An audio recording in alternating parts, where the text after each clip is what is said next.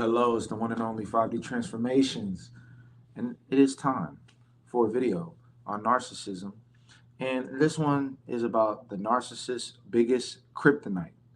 Now, imagine, you know, you've been dealing with narcissists in your life, and you've been dealing with these challenges, and you felt that dark cloud over your life, because that's what happens when you're deeply entangled with them, and especially when you've you figured out that they are narcissists, and so you begin to not operate the way that you used to with them, and they notice it, and then obviously even before that, there are things that they're doing that is just ruining your life. And imagine if there was one thing that was the kryptonite to the narcissist, and I'm going to tell you what that is right now.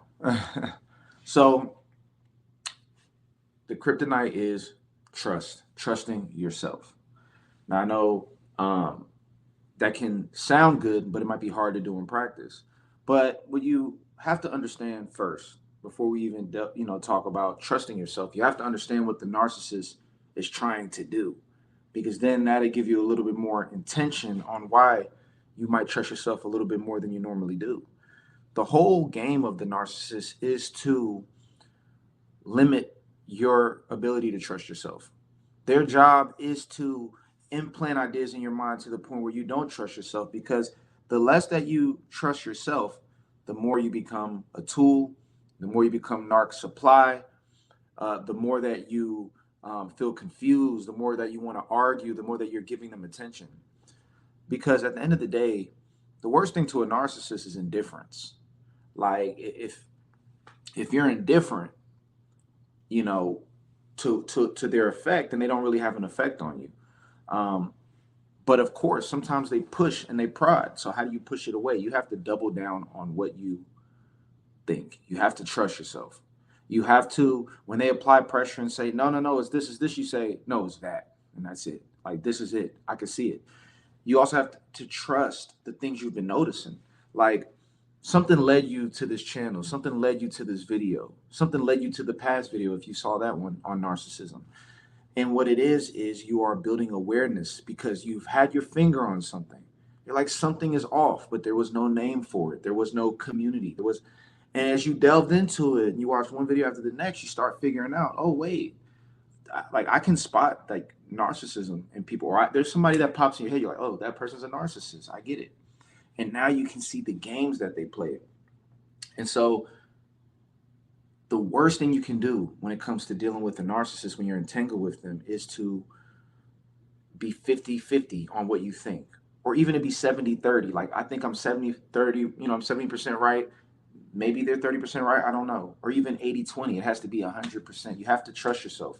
The same trust that led you to figure out that something was going on. Like, why is this person targeting me? What's going on? And you were intelligent enough to figure out that that is called a narcissist. You know what I mean? You did the research, the cross checking. You're like, oh, yeah, that's a narcissist.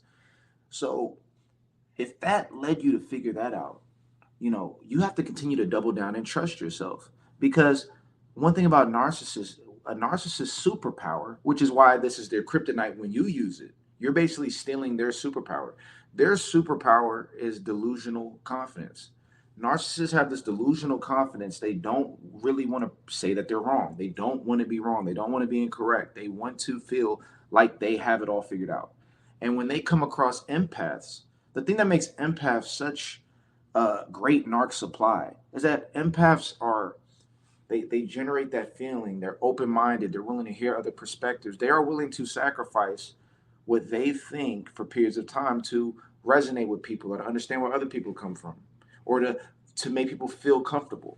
And so the narcissist takes advantage of that, because when you are constantly doing self-sacrificing to a certain degree in order to make the environment feel better, when they begin to overtake, and they begin to take advantage of that, they know that you're not going to be as strong-willed generally than someone that is, not very empathic, or somebody that is also a narcissist. Like, narcissists speak the same language to each other. They both are like, oh, he's a dickhead, and that person says, oh yeah, he's a dickhead, and they like whatever, because that's their world.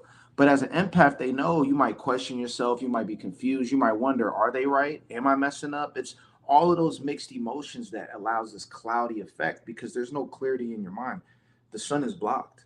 And so what trusting yourself does, it is the cord that connects you and what you feel and believe with the sun. Like the cloud is blocking, but now you connect with the sun. You go past the clouds because the sun represents the truth.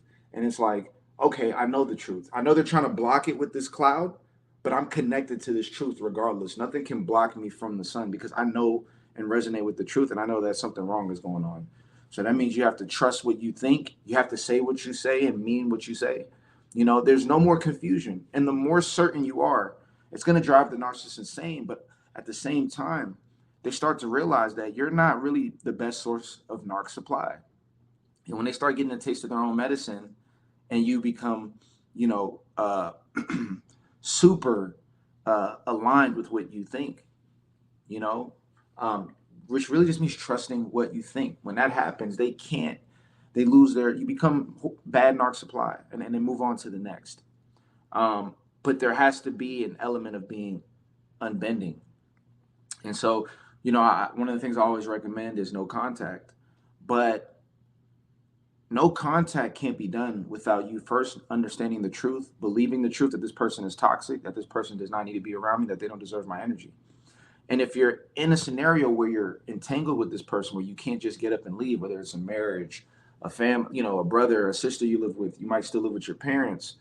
At that point, you got to stand on what you believe, and things are going to open up because you have two options here. You either bend to the will of the narcissist, right, to make them feel, to maintain whatever they want. You sacrifice yourself and you bend to their will, or you don't. Anything in between is where all the chaos exists, where all the misery, where all the confusion exists. That's why I know it's hard to make things black and white, but you have to look at it like that because boundaries need to operate like metal bars or concrete. It's blocking things from getting through, and that requires uh, there to be a clear barrier. There is no in between, and that's where that black and white thinking, you apply it here. Okay, your time is so important on this earth, and the last thing you need is to be doubting yourself and stuck in this cloud, in this web of the narcissist. What you need to do is make the choice that you, even if make the choice to sacrifice that narcissist from your life and deal with the sacrifice of what may come with it, whether that you might need them financially, whatever. But you have to make a choice to choose yourself first. Now, don't rush into this. This isn't a, oh, I make the decision now. If you happen to live with the narcissist, um, you want to time it. But as long as your mind is thinking of the exit plan, it's already in motion. The seed is planted. And you got to remember, everything exists in the seed. When you're eating the apple, right? You know, the seed, the apple that you're seeing in the physical already existed. The DNA already existed in that seed. It just needed time. So once the seed is in your mind, you get that exit plan ready. And for those of you that already, you might live alone, on your own, or and you're not too intertwined, then cut it off. If it's like a family or a friend who you cut it off, that's and of course I go deeper into that in the narcissism course. I really go super deep in explaining all the elements of it. But this is a quick message to you all. Choose yourself first always and trust yourself. And I tell you, the more you trust yourself, and this is the last thing I'll say. Jay-Z, the rapper Jay-Z, his first album, I think, that he came out with, that was his first like commercial album, was called Reasonable Doubt. And I just think, Reasonable Doubt, the reverse of that is unreasonable belief, or unreasonable faith or unreasonable belief. And that's what you need to have, is unreasonable belief in order to beat the narcissist's unreasonable belief. Of course, you don't want to get into an argument battle. Within yourself on a deep level that you don't need to feed them any energy. Arguing just gives them more energy. The key is to trust your hunches, Trust your intuition, trust your instincts, and I'm telling you, this is bigger than narcissism. This is life, and this is the game. The more you trust yourself, the more of the magical mind you'll have. And that's 5D back here. You know what I mean? So, hey, that's the video today. Make sure to check out the website, 5dtransformations.com. You can reach out to me for a video. If you have any topics you want me to touch on, let me know. You can put it in the comments. You can put it in my email. And check out the website so that you can check out the programs or even get a coaching session. So I appreciate you all for listening. And you already know, it's 5D Transformations. Let the light within you shine bright.